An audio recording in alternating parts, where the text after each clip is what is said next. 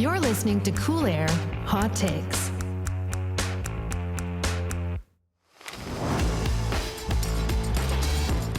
Welcome to Cool Air Hot Takes. This is the podcast about anything and everything from the world of HVAC, energy, and the built environment. We're your hosts. My name is Charlie Jelen. And I'm Dan Gentry. So normally, every couple of weeks, we get together and bring you guys the latest in HVAC headlines, an expert interview, and of course, your stat of the day. But this time, we're going to do things a little differently. If you're listening to this when the episode first drops, we're over 100,000 listens now, so we can say drops as like we can actually say, Yes. We're official. We're currently in that wasteland between Christmas and New Year's where time stops. It just doesn't exist for some people, or project deadlines for others, and people are driving forward. So for this episode, it's just us. We're looking back at some of the hottest takes of 2025. So make sure you stick around here. Who takes home the trophy for the hottest takes of 2025? Mm-hmm. Who takes home the coal for the coldest takes? Oh, yeah. I am excited. All right. We got to do our own hot takes. But before we do that, we got a story. Yeah, we got a story. So putting Millie to bed. Millie's my middle child, my favorite middle child, by the way. And she's an avid listener. She's a friend of the show. She likes the podcast. She likes to tell her friends that her dad's a podcast host, which I think is super cute, and I love that. Shout out to Millie, yeah. Yeah, of all the kids, she's the only one that's like actually a fan. Putting her to bed last night, and she was like, "Dad, are you ever going to talk about me on the show?" And so I was like, "Well, what do you think? Like, I'd talk about you?" And she was like, "Well, my softball team went undefeated this summer." I was like, "Oh, all right." Good job. So Millie's U9 softball team, she's 8 years old. They went 12-0, Boys and Girls Club, won the whole thing, every game. There you go, Millie. Way to go. Way to go, Millie and team. Yeah. All right. So what do you got for a hot take on this one? So this one, I think, is might ruffle a little bit, but I'm going to say the hot take is remote work is a thing of the past. Mm-hmm. I totally agree. You look at any of the headlines across all these big companies and everybody's coming back to work. Trane is going back to work. Anybody that is remote is coming back in if they can. There's still obviously going to be virtual teams, and so they'll probably have some virtual people out there, but they're trying to pull as many people back in, and I love it. I think it's really hot because I love it too. I remember, when this whole thing started, I came into the office as soon as I could just because I personally hated working at home. We had like a 1.5 and a 3-year-old or something at the time. And it's distracting. I came into the office as soon as I could because I'm a social butterfly. I want to see people. I want to talk to water cooler guy. You're a water cooler. Water cooler, that's what it's there for.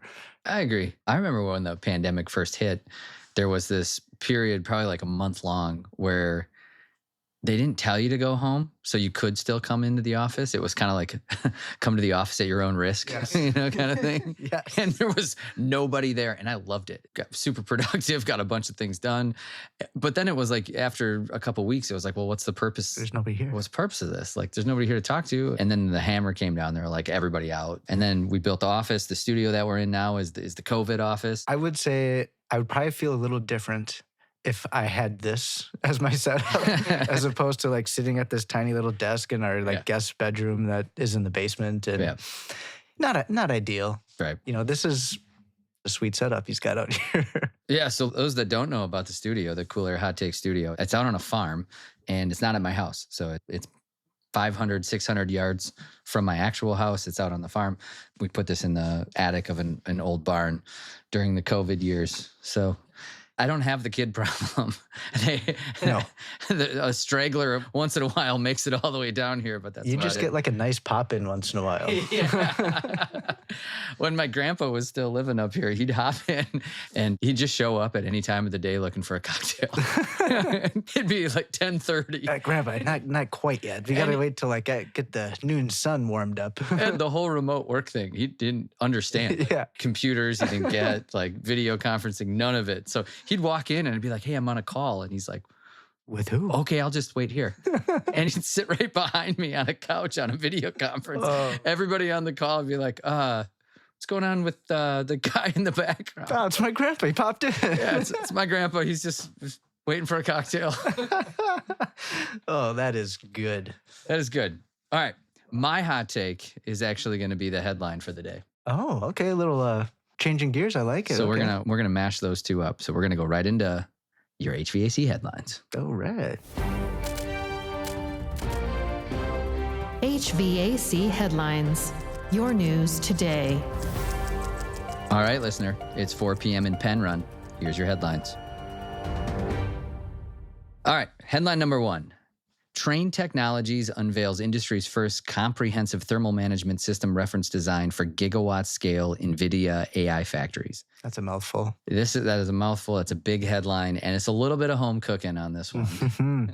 So this was my hot take too, because this came out as I was reading through HVAC headlines, scouring the web. This was one that popped up right away.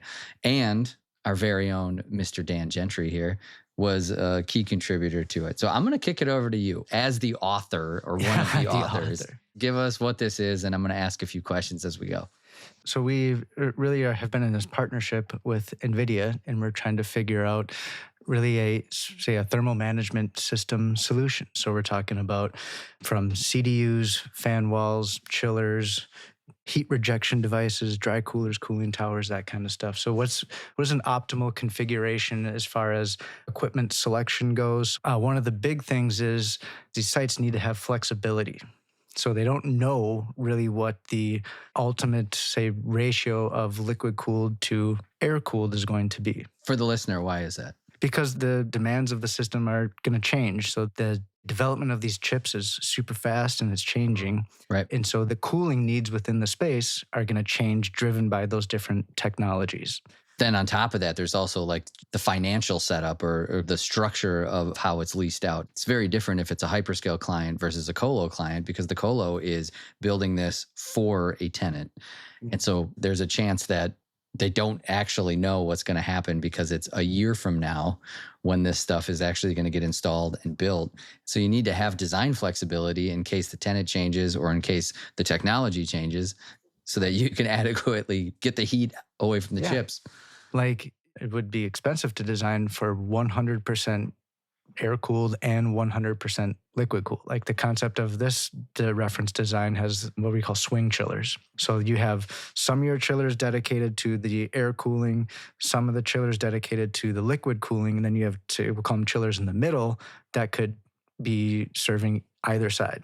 So really what this guide does is it lays all that out, and it talks about buffer tanks or thermal storage and mixing loops if you have to mix your temperatures higher, and like explains the chiller technologies, the CDUs, the fan walls. It kind of just explains kind of high level what they are, what you could design temperatures around for those pieces of equipment. So it just kind of lays all that out. That's the temperature side of it, I think, is one of those that is underappreciated. I was talking to a couple of different engineering firms this last couple of weeks, and their question was, what do you design the facility water loop for feeding the CDUs? And it's almost like that. It's a different paradigm of a question, because it's what is the temperature that the client is willing to go to on the technology loop, and then you work your way backward from there.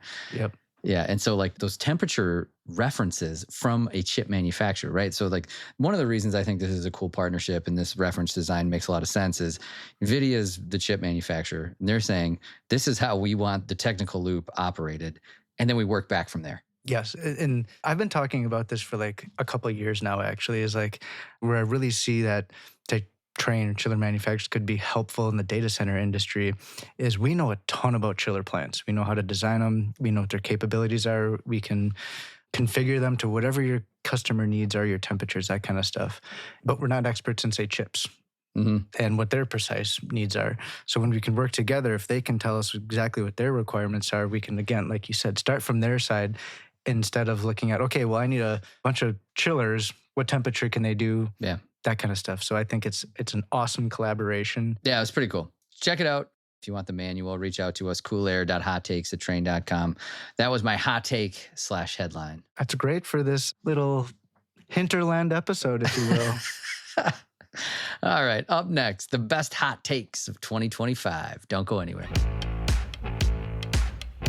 Hey, Dano. Did you know Trane's got purpose-built units for all industrial process cooling needs? These chillers are total game changers. Yeah, for over 35 years, MTA's been crushing it with reliable, high-performance chillers.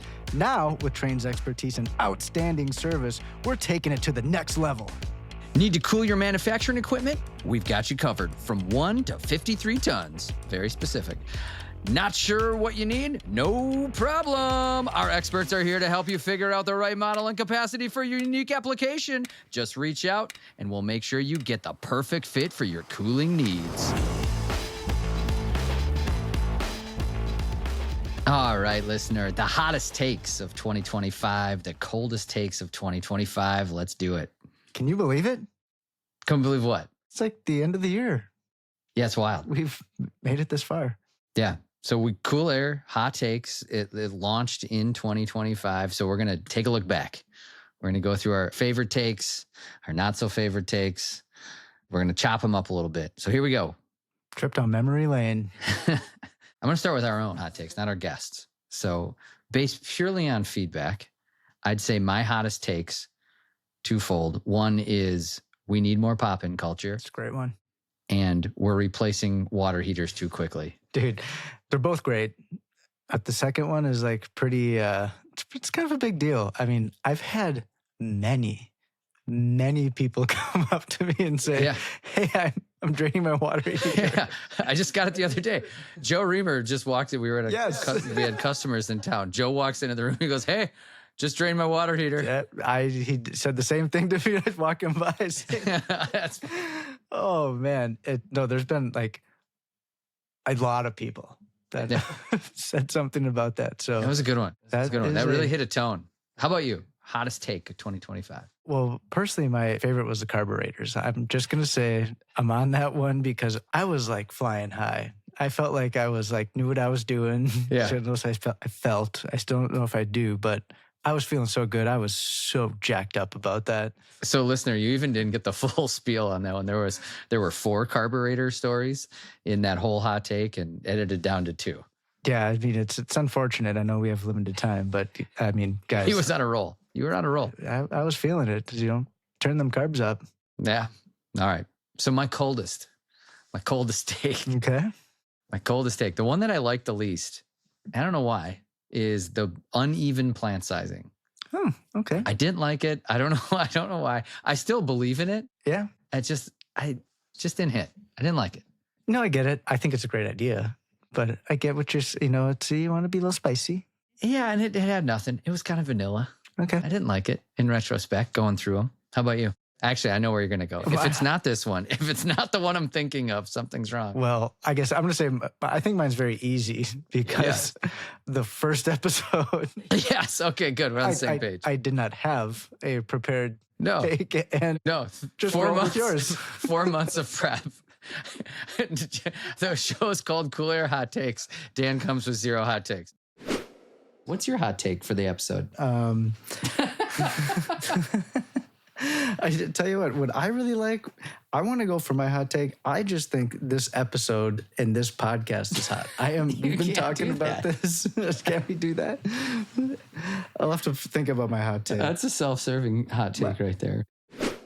Yeah, it was a miss on my behalf. I think so. I'm totally owning up to it, and I'm just really struggling. I was like, I'll just think of something. And now that I'm a podcaster, I've learned a little bit of prep. A little prep helps. I have myself to blame.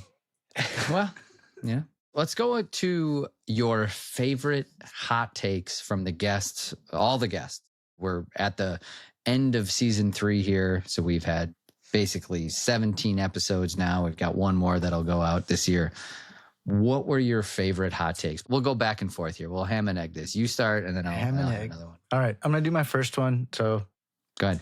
First, I'm going all the way back to the beginning. I really liked John Horn's. If you look at the next 5 to 10 years in, the HVAC market taken broadly, I think you're going to see more change in the next 5 to 10 years than you have seen in the last 50 to 100 years. Oh, yeah. He's an avid listener, by the way, still. Hey, John. Thanks for listening. Our first guest, still an avid listener. Thank you, John Horn. That's a good take. It's awesome. It's pretty cool. I wouldn't have thought about that. And I'm in it. Yeah. And I see all this innovation happening, and it's kind of like the industry hasn't done a ton of innovating. We've made incremental, I think, improvements, but nothing like huge. And if, 5 to 10 years, that's a really, really, really short time in this industry. So I hope he's right, because that's cool and exciting. And it's just, I think it's hot. So that was my first one. That's a good one. So John Horn is the managing director of a venture capital firm called the Idea Fund. So he came in to talk kind of from an outsider's perspective. He doesn't have a lot of work in the HVAC space, but that was his take on what he saw from the outside as a venture capitalist. I thought that was really cool. That was a good one. All right. Mine, first one is season 1, episode 4. This was around AI. We had Jean Simone on. He's the co-founder of Brainbox AI. So the HVAC business will become a data business within the next 5 years. Almost along the same line. Yeah. It was really cool having like the venture capital person and then the AI person come in right on top of each other and kind of have that same vein. And we've talked about that previously, but it was a good hot take. And it's an interesting one because in our business, we're a product manufacturer. That's how we started. We've changed a lot, right? We've added a lot of services and we've become an innovator in terms of technology and the different types of business that we get into, whether it's controls or energy services or performance contracting, whatever. But to think of the product side, which is really where Trane started, is almost going to be negligible in his mind. Yeah. And it's just going to be data. It doesn't matter what the widget is. It's kind of crazy. I would agree. It's like hard for me to envision because I'm like a very like product and like thinking about the You're a heavy metal guy. Yeah, heavy metal guy. And it's like, and so, no, I agree. It's hot. It's very interesting. And I get it. And I see all these new innovations and new products we have around data. And it's absolutely, it's pretty cool. And we're going to be able to do some powerful stuff with it too. So, all right, you're up next. What next. So I'm also going to go way back to the beginning. And so my second favorite one was from Joe Hager, who is an engineering manager. You should never fall in love with a bearing technology. Oh, yeah. I love that comment. I loved it at the time. I still love it because I feel like this is something we still talk about. I've talked about it on the show before, but it's like, hey, I need a standard chiller selection. I need a high efficiency mag bearing selection. And it's like, no, that's not how this works. It's not the bearing technology that drives the efficiency of the piece of equipment. So, think about what you want the thing to do and then pick the piece of equipment that does that, not picking a piece of equipment based on the bearing technology. So I love it. I think it was a great one, and I'm sticking with it. My next one came from Sam Brown. He's the Chief Development Officer at Server Farm. His hot take, and actually, I think this is the hottest, most controversial take of all of the takes we've had. I don't think liquid cooling is going to stay around. How about that one? If you're in and around the data center space, liquid cooling is where everything is headed. We interviewed Ali Hadari from NVIDIA, and that was a lot of what we talked about is why they went with liquid cooling. A lot of liquid cooling. Right. And Sam, I mean, to his credit, he came out with, he did he knew the assignment. He came out with a really hot take. And, the future will tell where we're going to go. But, tip of the cap to Sam for coming with something hot. No, I agree. That was, and he teed it up too, saying this is going to be hot. He did. He knew what he knew what he was saying. He delivered. That was a good one. Good one. I've got one more. It was a recent one here. It was with Jason Espeseth. He's the principal electrical engineer at Geronimo Power. In the data center industry, there has to be generation brought to the table. And I might be a little bit biased because that's what we do, but there's not enough generation out there. And everyone wants to go big. Everyone wants to go now, but they have no means to do it. I thought that was cool because it's basically that whole bring your own power concept that you've kind of seen over the last year. And we're starting to see some of it. There's data centers being designed right now with on-site power generation. We're working on a couple of projects that they're looking at natural gas or they're looking at fuel cells. And, you see some of that. Go check out Bloom's stock price and that'll tell you all you need to know about on-site power generation. But I thought that was a good one. And maybe it's timely, not so much hot, but I like that one. Yeah. I mean, big data center guy. That is good though. When the shoe fits. I like it. All right, up next, stat of the day. Stat of the day. Dano, Yeah. what's available 24/7, 365 to keep your operations up and running? Oh, it's all got to be ball bearings these days. Well, that's a good line, but I'm talking about Trane rental services. Oh, yeah. Whether you're dealing with seasonal demand, emergency needs, planned expansion, or those annoying production gaps, Trane Rental Services has got you covered. They provide customized solutions to keep your operations running smoothly and avoid any costly downtime. The best part, they're available 24/7, 365. And of course, it's easy to connect with them too. Check out trane.com/rentals to learn more today.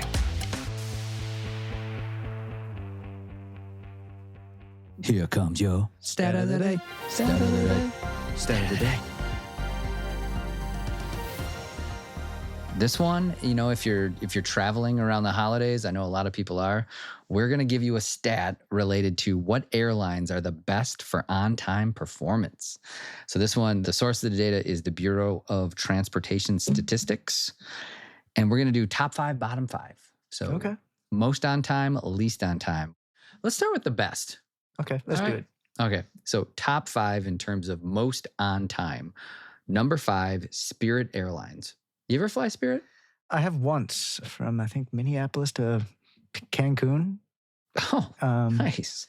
Spring break 04 or what? Me and Amber went there with Fogel and Landon, and Yeah, all right. it was great. But after all, like the bag fees and all that Yeah, kind of stuff, they'll we get should you. just phone Delta. Yeah, well, they're on time. Number 4, United Airlines, 78.6% on time. Man, I feel like they should be higher if we're talking about the top 5. But I know. Well, there you go. Southwest, which it doesn't surprise me at all, actually. I think Southwest is a solid airline. never flown. Really? No. Wow. Okay. Well, I like Yeah, Southwest. I'm really apprehensive about the whole seating situation. On Southwest? Don't you have to like check in early or something? And They've got like different options, but I've never dug in. I always thought you just got a seat. So I like picking my seat. okay. All right. All right. Number 2, I've never heard of Horizon Airlines. Never heard of them. Yeah. Same here.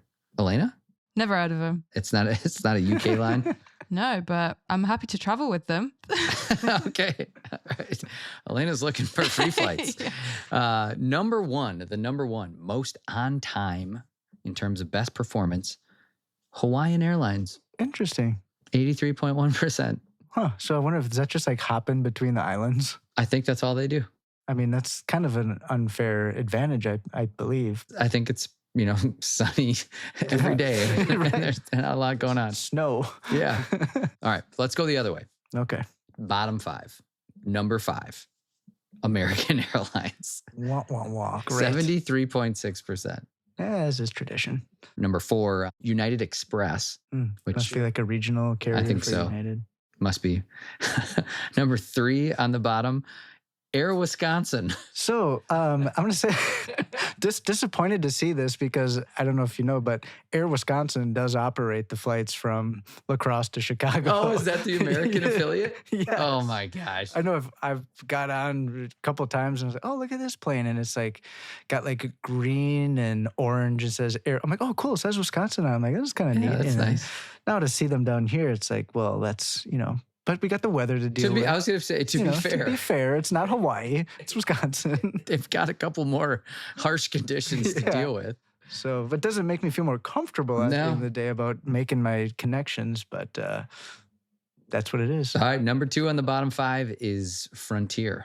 And the worst offender in terms of on-time flights is PSA. Never heard of them. It's 65.7%. That's like not very good. Very low. If I had to guess, it's like an Alaskan like bush plane, like commercial bush plane. Yep. Which I'll give them some slack. Yeah. I think I've got to come in and do a correction there. I think PSA is a North Carolina, Charlotte, North Carolina thing. Oh boy. Oh, look at this. All right, Look at this live correction here. Can you do a little research for us there, Elena, and find out where the PSA is? Well, Pacific Southwest Airlines is part of American Airlines. And Figures. it looks like they operate from Dayton, Philadelphia, Washington, all the way down to Pensacola. Okay. The most west they go is Dallas. So definitely not Alaska. Oh, wow. Something's going on with PSA. Yeah, That's not a crazy part of the country to have like that bad of a watch out hit there, rate. travelers. Yeah, although that be East Coast. Is East Coast a tricky place to fly? Yeah. Yeah, maybe hurricanes and storms, whatnot, Yeah. possibly. There you go. You're behind Air Wisconsin by 6%, and you're not dealing with snow as much. There you go. Do better, PSA. Tough. Do better. You heard it here. All right. Thanks for listening to this episode of Cool Air Hot Takes. And thank you so much for listening to every Cool Air Hot Takes episode in 2025. We couldn't have done it without you. Thank you for popping in with us. Remember, we love hearing from you. Send us questions and hot takes by leaving us a comment on Spotify or YouTube. Leave us a review on Apple or drop us a message at coolair.hottakes@trane.com. And remember, we could be sending you some merch for some of those hot takes. Don't forget to also leave us a rating wherever you listen. Of course, 5 stars only, please. Until next time, stay cool and keep those takes hot.